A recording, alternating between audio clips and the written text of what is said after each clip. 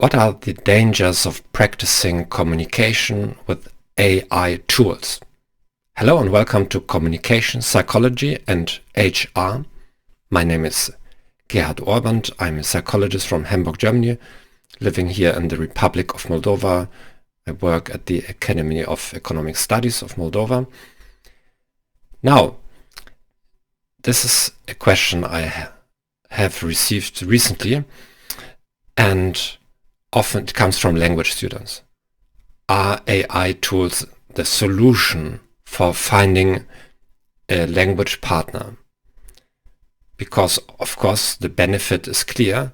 If we live abroad, we don't have easy access to native speakers, and it has dawned upon us some time ago that learning a foreign language on paper alone is not very successful. So we understand we need practice. Now, to make it very clear, I am all in favor of technology. I use AI daily, privately and professionally. It's only important to know what the limitations of technology are, and to my knowledge there's a great danger in using AI for practicing communication, not only for foreign languages, but also for communication training in general. Now, let's start with very extreme comparisons. Imagine you want to work in 1 year with animals in a circus. Now, I understand this is a very contentious topic regarding animal rights, so if you prefer, replace it mentally with becoming a dog trainer or a cat psychologist if you want. Now, would you be willing, knowing that in exactly 1 year you need to step into a ring with real life tigers, would you be willing to almost exclusively practice with an AI tool, with virtual reality that simulates tigers? Or in 1 year accepting a number of difficult dogs that have bitten somebody, and work with them? Probably not, correct? Now, why not? The probable answer will be, to work successfully with animals, you need to be able to feel them somehow. And to feel an animal, you need to have lots of real life encounters with the animal. If you accept this, human beings shouldn't be so much different. For example, in the area of dating, there are lots of options already available for many years how to reduce or even totally avoid having contact with a real partner. Now, has this made human beings better husbands, wives? Have human relationships become more happy and stable thanks to dating platforms or the adult film industry or OnlyFans? Decisively not. So what's the problem? If you have an AI communication partner, and let's take the example of romantic partner,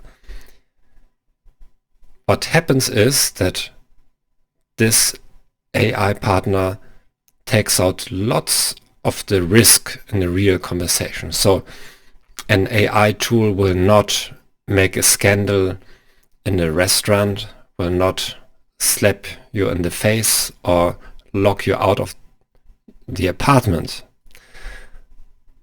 Of course, AI tools can be programmed to be realistic and not only do what the user wants to do.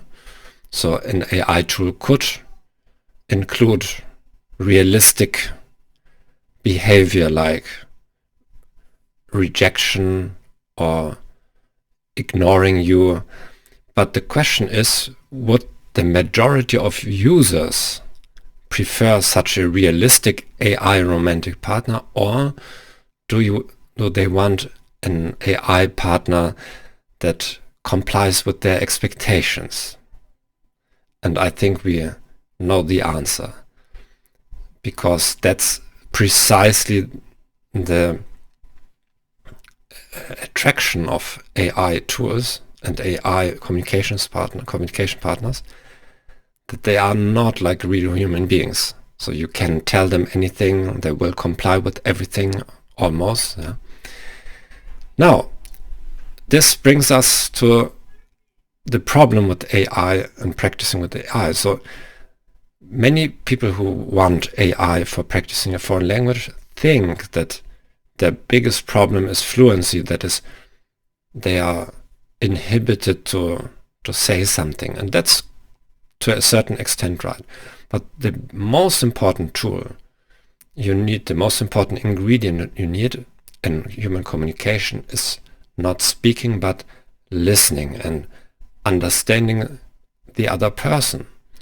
Now, the problem is that real life interactions involve interpersonal risk, rejection, being ridiculed or ignored. So those risks are almost not existent in AI platforms, because if you encounter such an AI platform, probably you will switch to another one that behaves more friendly towards your egotistical desires. Now, even before AI in the area of foreign languages, there were options what you could do if you didn't have somebody to talk to. So you could look in your city for expats. I personally started learning languages at the University of Hamburg with foreign students. The university had, and many universities still have, I believe, a system of a language partner or tandem partner. So I started learning Romanian with a Romanian student who wanted to learn German, and the same for other languages too. Now, or there is the possibility of chatting with somebody or making video conferencing.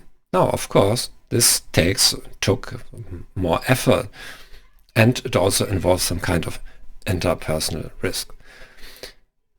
What do you think? I hope this was insightful. Please write me your questions and comments, and see you next week. If you want me to give a small workshop in your team online via Teams or Zoom on communication psychology, please contact me. I do this once a week for 60 minutes. Bye bye.